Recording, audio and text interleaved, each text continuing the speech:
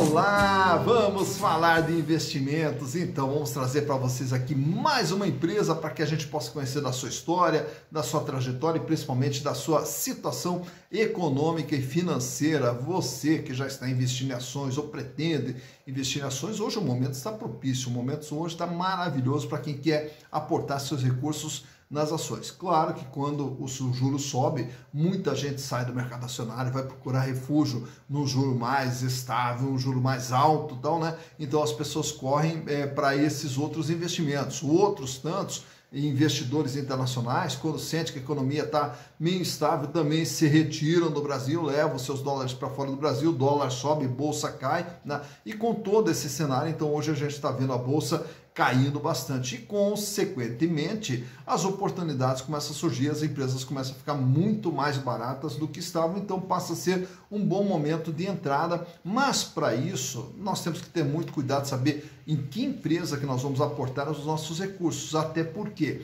quando as ações elas despencam, elas podem despencar em função da situação da empresa, que está começando a ficar perigosa, aí as pessoas pulam fora, né? Ou até mesmo em função da economia como um todo. Se for em função da economia como um todo que as ações estão caindo, essas empresas com fundamentos sólidos, elas logo se recuperam e voltam ao seu normal, né? Então, por isso, passa a ser uma excelente oportunidade, mas temos que saber conhecer um pouquinho da empresa. E a empresa que nós vamos retratar hoje é uma empresa que foi indicada aqui pelos nossos inscritos aqui que participam conosco do canal, né? E essa aqui é do Marcos Colonese e também lá do José Roberto Lopes. Valeu, Marcos, muito obrigado aí pela sugestão. E o José Roberto também, muito obrigado. Um grande abraço para vocês e valeu aí pela participação e pela sugestão aqui. Espero corresponder à expectativa de vocês. Mas, caso vocês também queiram outras empresas, é fácil. Basta entrar aqui, ó, canal Silas Negraf, e aproveita, além da sua sugestão, também faça a sua inscrição, dá um like, ative a sinetinha das notificações para estar sempre recebendo as informações que nós vamos disponibilizando aqui para vocês. E a empresa solicitada lá pelo Marcos e pelo José Roberto é a Indústrias Home S.A. Indústrias Home que a gente já retratou aqui no canal, quando lá do balanço de 2020 a gente já retratou a situação. Então agora com o terceiro trimestre que já foi publicado o balanço, vamos trazer as informações mais atualizadas para vocês.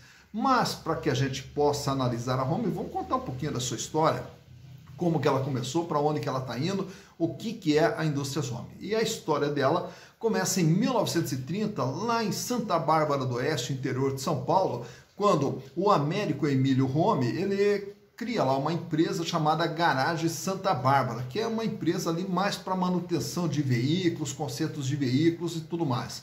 Mas ele, com todo aquele espírito empreendedor dele, sabia já e sentia a necessidade de peças de reposição que era muito difícil naquela época. Então muitas peças ele mesmo tinha que criar para poder fazer a manutenção dos veículos. Mas para criar as peças também tinha que criar equipamentos para fazer essas peças. Tanto é que no ano de 1934 ele criou a sua primeira fundição, né? Já no ano entre os anos de 35 e 38, ele também já começou a desenvolver algumas peças para implementos agrícolas, né? E aí foi entrando também nessa área de implementos agrícolas.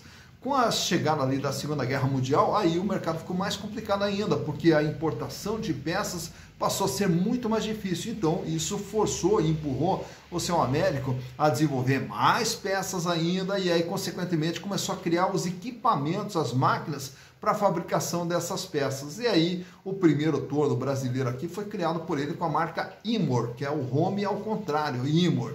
E aí começou, então, a desenvolver máquinas com a marca Imor. No ano de 1948, ele criou o primeiro trator fabricado aqui no Brasil, que era o trator Toro. Mas aí foi mais longe ainda, aí resolveu criar também a primeira indústria automobilística brasileira, que era o primeiro carro brasileiro fabricado aqui no Brasil, que era o Home Isetta, né, que era uma parceria com uma empresa italiana. Então ele criou a Home Isetta, que também foi um carro ali, só que durou pouco. Foi ali entre os anos de 1955 até 1961, quando a produção acabou sendo descontinuada. No ano de 1962, muda a razão social da empresa, ela passa a ser Indústrias Home S.A., mas era uma S.A. de capital fechado.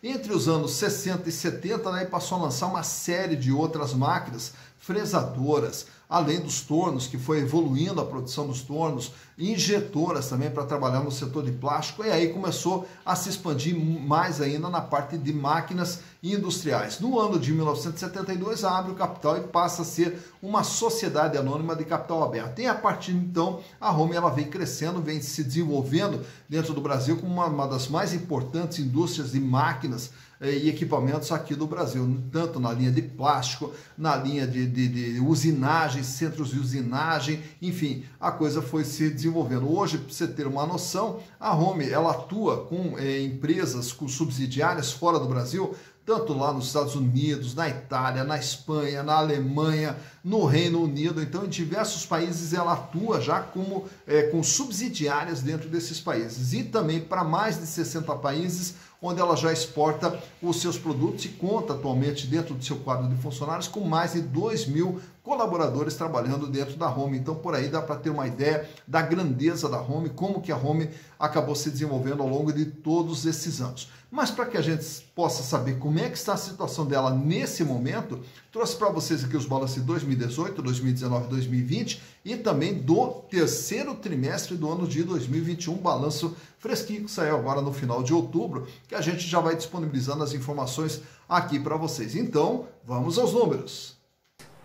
Então vamos para a análise das demonstrações contábeis da Indústrias Hommel S.A. referentes aos exercícios 2018, 2019 e 2020 e também com as informações mais recentes aqui, ó, terceiro trimestre de 2021, então já com as informações muito atualizadas da Indústrias Hommel. E a ideia é de termos aqui 3 balanços, porque a partir de 3 exercícios a gente consegue ver uma tendência da empresa, a gente já consegue observar se existe uma regularidade dentro dos seus números, enfim, como que vem sendo o comportamento usando uma base de dados um pouquinho maior. Então, começando aqui pelo ano de 2018, o que é a Indústrias Hommel em termos de patrimônio? Ela tem um ativo total de 1.242 bilhões, repartidos aqui em capital fixo, 544 milhões, valores a receber a longo prazo, investimentos fora da sua atividade, imobilizado, que são todos os bens necessários ao funcionamento da empresa, e o intangível, que são os chamados bens de natureza incorpórea, porém que possuem um valor econômico, né? E aí temos também o capital circulante, o ativo circulante, que também é chamado de capital de giro. O mais importante de todos é justamente esse capital de giro, porque é através dele que a empresa vai ter recursos para poder movimentar toda essa estrutura fixa dela. Então não adianta nós termos aqui um capital fixo alto e não ter dinheiro para poder movimentar toda essa estrutura. É como se tivesse um carro e não tivesse gasolina. Então nós precisamos ter o combustível para movimentar toda essa máquina aqui. Então o capital de giro, que era de 697 milhões em 2018, representava 56,1% do patrimônio da empresa. Ela fechou 2018 com 100 milhões de dinheiro em caixa, banco aplicação, 255 milhões em contas a receber, decorrente de vendas para seus clientes, e os seus estoques totalizavam 300 milhões de reais. Indo para o ano de 2019, um leve crescimento aqui para 1.367 milhões e o capital de giro vai para 760 milhões de reais, né? E aí a representatividade, que era de 56,1, reduz um pouquinho para 55,6. Aumenta o volume de dinheiro em caixa, 148 milhões, diminui um pouco contas a receber, 237 milhões, e aumenta um pouco seus estoques para 344 milhões de reais. Entrando no ano de 2020, o ano da pandemia, né, o ano das paralisações econômicas, toda aquela situação que o Brasil viveu e o mundo também, né, a empresa mesmo assim ela cresce, ela vai para 1.746 bilhões de reais. E o capital de giro passa de 1 bilhão, vai para 1 bilhão e 68 milhões, agora com 61,2% de representatividade. Aumenta o volume de dinheiro em caixa, 322 milhões, aumenta o contas a receber, 317 milhões, e um leve aumento aqui nos estoques para 358 milhões de reais. Indo para o terceiro trimestre, já indo aí para o encerramento do ano de 2021, a empresa agora é de 1 bilhão e 900 milhões. E o capital de giro, 1 bilhão e 137 milhões, com 59,9% de representatividade. Diminuiu o volume de dinheiro em caixa para 113 milhões, aumenta um pouquinho mais o contas a receber, 341 milhões, e um aumento significativo aqui nos estoques, 584 milhões de reais. Então o capital de giro, como mencionei para vocês, que ele é de fundamental importância, ele vem com 56,1, recua para 55,6, sobe para 61, fecha agora com 59,9, então ele praticamente mantendo uma certa estabilidade aqui entre os 56% e os 60% de representatividade. Já em termos de endividamento, nós temos aqui passivo circulante, dívidas de curto prazo, passivo não circulante, dívidas de longo prazo, para você saber como é que está o endividamento da empresa e em qual prazo que está esse endividamento. E o total do endividamento, que fechou em 544 milhões de reais, e esse endividamento representava 43,8% de tudo que a empresa possuía. Então é o peso da dívida, 43,8%. No ano de 2019, a dívida vai para 608 milhões, e fecha com 44,5% de representatividade, uma pequena elevação aqui no peso da dívida. Já para o ano de 2020, aí sim, aí nós temos um endividamento maior, ele vai para 932 milhões de reais, com 53,4% de representatividade. Isso aqui também foi uma prática comum em diversas empresas durante o ano de 2020, onde aumentaram aqui o seu endividamento com banco no curto prazo, também aumentaram no longo prazo para reforçar o caixa, porque todo mundo estava naquela incerteza do que iria ser o ano de 2020. Então foi uma prática comum das empresas aumentarem um pouco o seu endividamento para reforçar sua posição de caixa. Já nos 9 primeiros meses do ano de 2021, a dívida fecha em 979 milhões de reais, um aumento nominal, porém uma queda aqui no peso da dívida, 51,5%. Então eles conseguem reduzir já também um pouco da dívida, a razão pela qual também a gente observa aqui essa redução do volume financeiro da empresa. Tá? Indo agora para os resultados, como é que foram os resultados da Home ao longo desse período? Em 2018, faturaram 743 milhões de reais. Em 2019, 765 milhões de reais. Em 2020, mesmo com toda a crise, 973 milhões de reais em 2020. E nos 9 primeiros meses do ano de 2021, já acumula 940 milhões de reais. Aqui projetando um faturamento pelo menos aí na faixa de 1 bilhão e 200, até um pouco mais, para o ano de 2021. Então mostrando que a empresa vem aos pouquinhos, crescendo aí, aumentando o seu faturamento. Mais importante do que o faturamento é o lucro. 84 milhões em 2018, 129 milhões em 2019, 174 milhões em 2020 e agora nos 9 primeiros meses do ano já acumula 149 milhões de lucro, também projetando um lucro aqui perto de 200 milhões de reais. Então, mostrando que é um crescimento também gradativo do lucro. Então, vai crescendo a venda, mas o lucro também vai crescendo a cada ano. São esses os números apresentados aqui pela Indústrias Home, referentes a 2018, 2019, 2020 e ao mês de setembro do ano de 2021.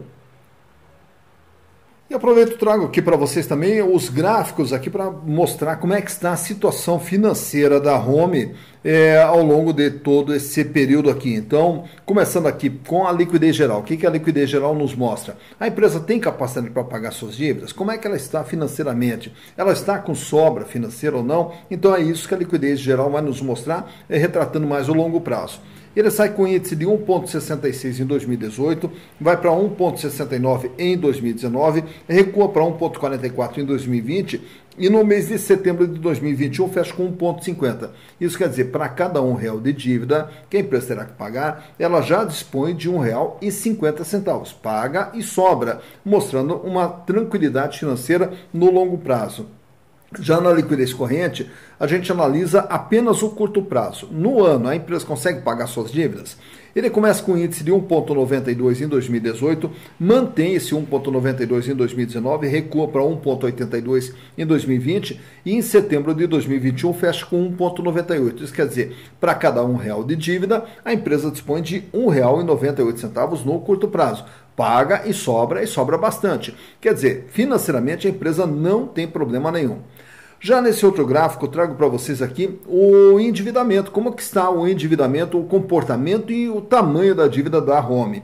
Ela começa com 43,8% em 2018, 44,5% em 2019, sobe para 53,4% em 2020, como a gente viu lá na análise vertical, e agora fecha em setembro de 2021 com 51,5%. Isso quer dizer, de tudo que a empresa tem, ela deve 51,5%. Então, quer dizer, mais da metade, um pouquinho mais da metade do que ela tem de dívidas também.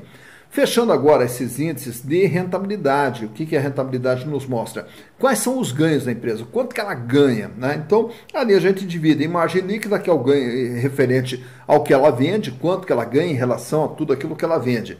11,3% em 2018, 16,9% em 2019, 17,9% em 2020 e em setembro de 2021, 15,9%. Isso quer dizer, de tudo que ela vende, sobra líquido, limpo para ela, pagando custo, pagando despesa, pagando tudo, sobra 15,9%, uma excelente margem. Já nas outras três barrinhas, temos ali a rentabilidade do ativo, que é o retorno sobre o investimento feito dentro da empresa. Ele sai com 6,8% em 2018, 9,5% em 2019 e 10% em 2020. Em relação a todo investimento, a empresa gera um ganho de 10%. Já as últimas três barrinhas que nós temos ali é a rentabilidade do PL. Agora a gente fala mais com o acionista. Quanto que o acionista está ganhando por ter o seu capital investido dentro da Home nesses respectivos anos? 12,1% em 2018, 17,1% em 2019 e agora em 2020 fechou com 21,4%.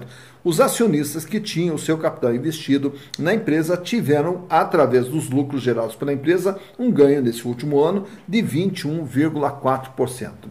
E fechando agora, vou trazer mais um gráfico aqui para vocês, agora o comportamento da ação da Home no período aí dos últimos 5 anos, né? Então, nesses últimos 5 anos, como que a ação da Home vem se comportando? Ele começa lá no final do ano de 2016, com a ação girando ali na faixa de R$ 2,40, apenas R$ 2,40 lá no final de 2016. Aí ele começa ali um processo de elevação, vai subindo, até chegar a R$ 8,87 aproximadamente em 2018. Aí ele apresenta uma pequena queda, vai mantendo uma certa estabilidade ali em torno de R$ 8,00, ameaça subir novamente, vai até R$ 14,00, e depois daí em 2020, como é natural, todas as empresas na época da pandemia tiveram aquela queda ali no ano de 2020, fechando em 6,70 aproximadamente. Aí depois aí começa ali todo o processo de elevação até que ela tem um pico lá, aquele ponto mais alto ali, R$ 36,00 o valor de cada ação da Home. E aí daí na sequência começa, isso foi em abril agora de 2021. E aí depois ela começa uma sequência de quedas, culminando aqui com fechamento até o último dia 29 de outubro em R$ 16,33. Lembrando que o valor patrimonial dela é de 12,53, quer dizer, ela patrimonialmente vale 12,53, porém, para você comprar uma ação da Home, você paga hoje em torno de R$ 16,33. E para complementar as informações da Home, só também apresentar para vocês aqui que a composição acionária da Home, ela está praticamente diluída na própria família Home, não tem um grupo controlador dentro da Home, é a própria família hoje, que é a controladora da Indústrias Home SA. Tá, então, mais uma empresa analisada, Indústrias Home SA, com as informações fresquinhas agora do terceiro trimestre do ano de 2021, já para saber como é que está a situação atual da companhia. E à medida que os balanços do terceiro trimestre vão saindo, a gente já vai também, as próximas empresas que nós vamos disponibilizar aqui já vem com essas informações, né, caso os balanços já tenham saído, né? E essa empresa aqui, né, no atendimento aqui, a solicitação lá do Marcos Colonese e do José Roberto Lopes, aqui agradeço imensamente, agradeço a todo mundo aí que está prestigiando o nosso canal e obrigado aí pelo incentivo que vocês estão nos proporcionando aí para a gente poder continuar esse trabalho aqui e levar informações para vocês, até porque hoje, quando a gente fala de investimentos, o Brasil é um país que naturalmente a gente precisa criar o nosso patrimônio, porque chega lá na frente, vai ter a nossa aposentadoria, vai ter, chega a velhice, isso aí com certeza chega para todo mundo, né? Então nós temos que preparar, né, o nosso futuro, e o nosso futuro é através dos investimentos. E a partir do momento que você faz a sua carteirinha de investimentos com bastante consciência, né, estudando onde que você está colocando seu dinheiro, você vai aos pouquinhos, vai construindo esse seu patrimônio para poder ter um futuro cada vez melhor, para ter uma vida cada vez mais digna e de forma honesta, de forma justa, onde você investe nas empresas, as empresas que geram desenvolvimento, geram emprego, geram renda e naturalmente que você investindo nas empresas, você merece participar de todos esses ganhos que as empresas podem gerar. E é isso que a gente fica aqui na torcida pelo sucesso das nossas empresas e naturalmente pelo sucesso também dos seus investimentos. Dito isso, bons investimentos para vocês.